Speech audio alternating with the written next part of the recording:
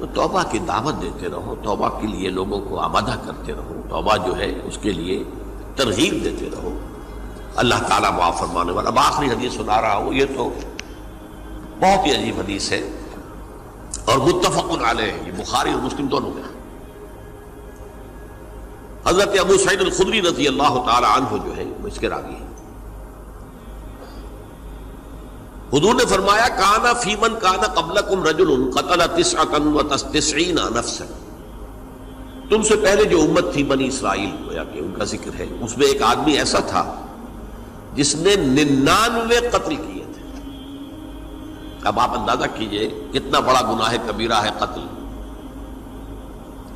قرآن مجید میں آتا ہے وَكَأَنَّمَا قَتَلَ النَّاسَ جَمِيعًا، اگر ایک انسان کو بھی ناحق قتل کر دیا گیا تو یہ ایسی ہے گویا کہ اس نے پوری نوع انسانی کو قتل کر دیا، اس نے 99 قتل کیے۔ فَهَلْ لَهُ مِن تَوْبَةٍ، پھر اس کے بعد یہ ہوا کہ اس کے اندر توبہ کا جذبہ پیدا ہوا۔ فَسَأَلَ عَنْ أَعْلَمِ أَهْلِ الْأَرْضِ، تو اس نے پھر سوال کیا، لوگوں سے پوچھا کہ زمین میں رہنے والوں میں کون سب سے بڑا عالم ہے۔ فَدُلَّ عَلَى رَاهِبٍ، تو اسے بتایا گیا فلاں راہب فلاں جگہ پر ہے، وہ بہت نیک ہے، بڑا عالم ہے۔ فَأَتَاهُ، وہ اس کے پاس آیا۔ فَقَالَ أَنَّهُ قَتَلَ 99 نَفْسًا فَهَلْ لَهُ مِن تَوْبَةٍ، انہوں نے کہا دیکھیے راہب صاحب، میں نے 99 انسان قتل کیے، اب مجھے یہ بتائیے کہ میرے لیے توبہ کا کوئی امکان ہے؟ فَقَالَ لَا، انہوں نے کہا نہیں۔ فَقَتَلَهُ، اس نے اس کو بھی قتل کر دیا۔ فَكَمَّلَ بِهِ 100، اپنی سینچری مکمل کر لی، مطلب 99 کے بعد ایک کی کسر تھی، اس کو بھی قتل کیا، 100 پورے کر لیا۔ ثُمَّ سَأَلَ عَنْ عَالِمِ أَهْلِ الْأَرْضِ، پھر اس نے پوچھا کوئی اور، کوئی بڑے عالم انسان ہو۔ فَدُلَّ عَلَى رَجُلٍ عَالِمٍ، پھر اس کی رہنمائی کی گئی ایک بڑے عالم شخص کی طرف۔ فَقَالَ إِنَّهُ قَتَلَ 100 نَفْسٍ، تو اس نے وہاں جا کر کہا کہ میں 100 انسان ہلاک کر چکا ہوں، قتل کر چکا ہوں۔ فَهَلْ لَهُ مِن تَوْبَةٍ، میرے لیے توبہ کا کوئی امکان ہے؟ فَقَالَ نَعَمْ، کہا کیوں نہیں، 100 قتل کیے تب بھی کیا ہے، توبہ کا راستہ دروازہ کھلا ہوا، مَا لَمْ يُغَرْغِرْ، جب تک کہ وہ گھنگرو نہیں بج رہا اس وقت تک تمہارے توبہ کا دروازہ کھلا ہوا ہے۔ فرمایا نعم، وَمَن يَحُولُ بَيْنَهُ وَبَيْنَ التَّوْبَةِ، تمہاری توبہ کے درمیان اور تمہارے درمیان کون حائل ہو سکتا ہے، توبہ کا دروازہ کھلا ہے۔ لیکن ساتھ ہی کہا انطلق الی ارض کذا و کذا، اب تم ایسے کرو جہاں تم رہتے ہو وہاں نہ جاؤ واپس، وہاں کا ماحول اچھا نہیں ہے، معاشرہ اچھا نہیں ہے، ہو سکتا ہے کہ تم توبہ پر قائم نہ رہ سکو، تم فلاں جگہ چلے جاؤ، وہاں اچھے لوگ آباد ہیں، ان میں جا کر رہو۔ فإن بها اناس یعبدون اللہ تعالی، وہاں ایسے لوگ آباد ہیں جو اللہ کی بندگی کرتے ہیں۔ فاعبد اللہ معہم، تو تم ان کے ساتھ مل کر اللہ کی بندگی اور پرستش کرو۔ ولا ترجع الی ارضک، اپنی زمین کی طرف اپنے وطن میں واپس بن جاؤ۔ فإنها ارض سوء، وہ بری جگہ ہے۔ فانطلقا، تو وہ چل پڑا، ہجرت کر رہا ہے، اس جگہ جا رہا ہے جہاں کا راہب نے بتایا تھا۔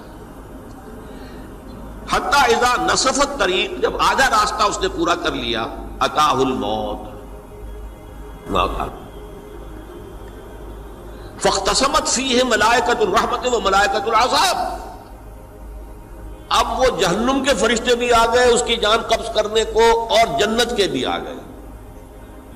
فقالت ملائکۃ الرحمہ، رحمت والے جو فرشتے ہیں جنت والے، انہوں نے کہا جا تائبا مقبلا بقلبہ للہ تعالی، یہ شخص توبہ کر کے اللہ تعالیٰ کی طرف ہجرت کر رہا تھا، اس لیے اس کی نیت کی بنیاد پر اب یہ جنتی ہے، لہذا اس کی روح ہم قبض کریں۔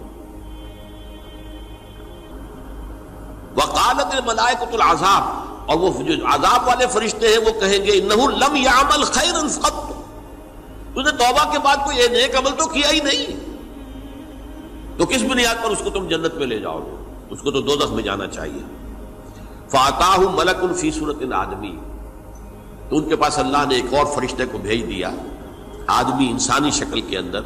فجعلوہ بینہم، تو ان فرشتوں نے کہا بھائی ہمارا فیصلہ کرا دو، اس کی روح ہم لینا چاہتے ہیں یا ہم لینا چاہتے ہیں، انہیں حکم بنا لیا۔ فقال قیسوا ما بین الارضین، فَإِلَىٰ أَيَّتِهِمَا كَانَ أَقْرَبَ، کہ تم فاصلہ ناپ لو جہاں سے وہ چلا ہے اور جہاں جا رہا تھا اور یہاں اس کی موت ہو رہی ہے، تو کون سا فاصلہ زیادہ ہے؟ جب ناپا گیا، بلکہ ایک حدیث میں آتا ہے کہ اس پر اللہ نے زمین کو جو ہے حکم دے دیا، ایک طرف والی زمین تو سکڑ جا، دوسری والی جو ہے تو پھیل جا، تاکہ وہ جدھر جو جا رہا تھا وہ زیادہ قریب ہو جائے بنسبت اس کے کہ جہاں سے وہ چلا تھا۔ تو اس فیصلے پر پھر جو فرشتے تھے، جو کہ رحمت کے فرشتے تھے، وہ اس بندے کو لے گئے جنت کے اندر۔ یہ ہے توبہ کی عظمت اور اس کی تاثیر۔ تو توبہ کی دعوت دیتے رہو، توبہ کے لیے لوگوں کو آمادہ کرتے رہو، توبہ جو ہے اس کے لیے ترغیب دیتے رہو۔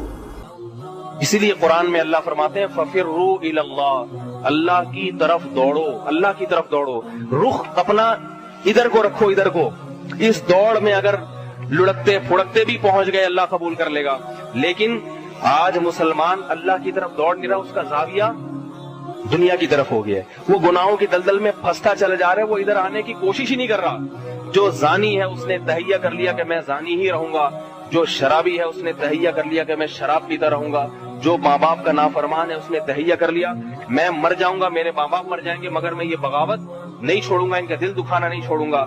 جو کسی پر ظلم کر رہا ہے اس نے یہ تہیہ کر لیا میں مر جاؤں گا، مگر میں یہ اس پوزیشن سے ہٹنے والا نہیں ہوں، میں ظلم کرتا رہوں گا۔ جو داڑھی کاٹتا ہے اس نے عزم کر کے رکھا ہوا ہے کہ میں مر جاؤں گا، مگر میں داڑھی اپنے چہرے پہ نہیں سجاؤں گا۔ جو بے نمازی ہے اس نے عزم کر کے رکھا ہوا ہے میں مر جاؤں گا، مگر میں بے نمازی پن سے توبہ نہیں کروں گا، اسی حال میں میری موت ہو جائے گی۔ جو عورت بے پردہ ہے اس نے تہیہ کر کے رکھا ہوا ہے کہ کچھ بھی ہو جائے میں نے پردہ نہیں کرنا، چاہے کچھ بھی ہو جائے، اللہ کے حکم کی میں نے دھجیاں اڑانی ہے، میں توبہ نہیں کروں گی۔ تو قرآن کے الفاظ ہیں انلزمکموہا وانتم لہا کارہون، تم نہیں چاہتے جنت میں جانا اور ہم تمہیں گھسیٹ کے جنت میں لے جائیں۔ اللہ فرماتے ہیں ایسا نہیں ہو سکتا، تم جہنم کی آگ سے بچنا نہیں چاہتے اور ہماری رحمتیں تم پر ہوں ہم پھر بھی گھسیٹ کر لے آئیں، ایسا نہیں ہوگا۔ پہل تمہیں کرنی پڑے گی، تھوڑی سی رغبت تمہیں دکھانی پڑے گی، پھر ہماری رحمت کے دریا اور سمندر تمہارے اوپر ہم الٹ دیں گے، امڑ دیں گے، بھر بھر کے رحمت بہائیں گے تمہارے اوپر، تمہیں پہل کرنی پڑے گی۔ اور اگر تم ڈھیٹ ہو، تم اکڑے ہوئے ہو، تو میں خدا ہوں، میں تمہاری ڈھیٹ اور اکڑ سے ڈرنے والا نہیں ہوں، جہنم کی آگ میں جلا کے کوئلہ بنا دوں گا۔ قرآن کے الفاظ ہیں وَهُمْ فِيهَا كَالِحُونَ، فرمایا آگ میں جلیں گے اور جلتے جلتے کوئلہ بن جائیں گے۔ تَلْفَحُ وُجُوهَهُمُ النَّارُ، جہنم کی آگ ان کے چہروں کو جھلسے گی اور اللہ پھر ان کو تانا دیں گے أَلَمْ تَكُنْ آيَاتِي تُتْلَىٰ عَلَيْكُمْ، کیا میری آیات تمہیں پڑھ کے نہیں سنائی جاتی تھی کہ اس آگ میں تمہیں جانا ہے، اس آگ میں تمہیں جلنا ہے۔ حدیث میں آتا ہے کہ 2 قطرے جہنم کی آگ کو بجھا دیتے ہیں، ایک اللہ کی راہ میں جان دینے والا، اللہ کی راہ میں جان دینے والا، خون دینے والا، جس کے خون کا قطرہ زمین پہ گرتا ہے، فرمائے وہ خون کا قطرہ جہنم کی بھڑکتی ہوئی آگ کو بجھا دیتا ہے، اور ایک اس گناہگار کی آنکھ سے نکلا ہوا قطرہ جو اللہ کے خوف سے اللہ کے سامنے 2 آنسو بہاتا ہے۔ 2 کیا بات ہے کہ اے اللہ معاف کر دے، مجھ سے بڑی غلطی ہوئی، تیرا کھا کے، تیرا پی کے، تیری نعمتوں کے سمندر میں ڈوب کے میں نے زنا کیا، تجھے ناراض کیا۔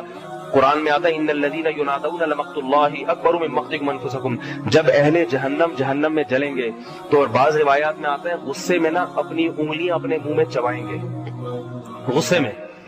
غصہ کس پر ہوگا؟ اپنے آپ پر، کہ ہمیں کیا ہو گیا تھا، ہم نے کیوں توبہ نہیں کی۔ تو اللہ ان سے کہیں گے کہ تمہیں آج اپنے اوپر جتنا غصہ ہے، جب تمہیں ہمارے احکام کی طرف بلایا جاتا تھا، حی علی الصلاۃ کی ندا لگتی تھی، آؤ نماز کی طرف، یہ ندا مؤذن تو دیتا ہے مگر کس کی حکم پہ دیتا ہے؟ اللہ کے۔ یہ آواز مؤذن کی نہیں ہوتی، حقیقت میں کس کی آواز ہوتی ہے؟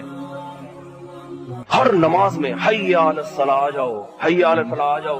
پہلے اللہ اپنی عظمت میں اللہ اکبر، سب سے بڑا میں ہوں، دیکھ لو، دکان بڑی نہیں ہے، بیوی بڑی نہیں ہے، ماں باپ بڑے نہیں ہیں، یہ بڑے ہیں مگر ان سب سے بڑا کون ہے؟ میں ہوں، میں۔ بار بار ہر نماز میں ڈیوٹی لگا دی اللہ نے مؤذن کی۔ تو اس کے باوجود بھی جب تم نہیں آتے تھے تو اللہ فرماتے ہیں ہمیں تم پر اس سے بھی زیادہ غصہ آتا تھا جتنا تمہیں آج اپنے اوپر آ رہا ہے۔ سمجھ میں آ رہی بات؟ جرم تو صرف ایک نماز چھوڑ دینے کا ہے نا، لیکن غضب کس کو دلا رہے ہو؟ خدا کو، جس نے بنایا کھلایا. یہ نیند بھی اسی نے دی جو خراٹے لے کے سو رہا ہے نا، وہ فجر میں اٹھتا ہوا کہتا ہے مجھے بڑی سخت نیند آ رہی ہے. تو یہ نیند کی نعمت کس نے دی؟ وَجَعَلْنَا نَوْمَكُمْ سُبَاتًا، فرمائے ہم نے تمہاری نیند کو ایسا بنایا کہ دنیا سے تمہارا رشتہ کاٹ دیتی ہے اور پرسکون ہو جاتے ہو تم. یہ تو ہم نے کیا ہے، ہم تم سے یہ نیند کی نعمت چھین بھی تو سکتے ہیں. تو ایسی نعمت اس نے دی نیند کی، اس کا تقاضا یہ ہے کہ وہ تھوڑی دیر کے لیے بلا رہا ہے تو قربانی دے کے آ جاؤ، فجر پڑھ لو. خواتین صبح بچوں کے اسکول کے لیے تو بڑی متحرک ہوتی ہیں، 4 بجے سے اٹھ جائیں گی، فجر کی نماز میں سوتی رہتی ہیں. جو پکی نمازی ہیں وہ پھر آخر میں 2-3 منٹ پہلے اٹھ کے اڑا کر کے 2 فرض پڑھ لیے، نہیں پڑھے قضا ہو گئی. اور جو کچی نمازی ہیں وہ پھر وہ بھی چھوڑ دیتی ہیں. لیکن اسکول کی ٹائمنگ دیکھو، جیسی وین آنے والی ہوتی ہے سب پہلے سے ناشتہ بنا کے، ٹفن، بچے کے کپڑے بھی استری. اس میں کوئی یہ نہیں کہتا کہ ایکچولی رات کو ذرا دیر ہو گئی تھی سونے میں. جب سے بالغ ہوئے اذان سنتے چلے آ رہے ہیں، اللہ مہلت دے رہا ہے، اب توبہ کر لے گا. اگر 100 سال نماز چھوڑ دی، 101ویں سال میں خیال آیا اللہ اب تک تو نہیں پڑھی، اب سے شروع کرتا ہوں، اللہ کہ چل آج سے قبول کر دوں گا، میں بس پچھلی معاف کر دوں گا، پھر بھی نہیں کر رہا، عزم کیا ہوا نمازی بننا ہی نہیں ہے، تو میرے بھائی انلزمکموہا وانتم لہا کارہون. اللہ فرماتے ہیں پھر ہم زبردستی نہیں تھوپ سکتے تمہارے سر پہ. اس لیے میرے بھائی اپنی جان پر ہم سب کو رحم کرنا چاہیے. کبھی گناہ ہو جائے تو گڑ گڑا کے توبہ کرو. ایک آنسو جہنم کی آگ کو ٹھنڈا کر دیتا ہے. ایک آنسو اس لیے نہیں نکلتے ہمارے. اللہ تعالی ہم سب کو اس جہنم کی ہولناکیوں سے بچنے کی توفیق عطا فرمائے اور ہمیں ایسے اعمال کی توفیق عطا فرمائے. اور اگر کبھی ہم سے گناہ ہو جائے تو اللہ ہمیں توابین میں شامل کر لے، گڑ گڑانے کی توفیق دے دے. جب تک وہ معاف نہ ہو جائے ہمیں سکون نہ ملے.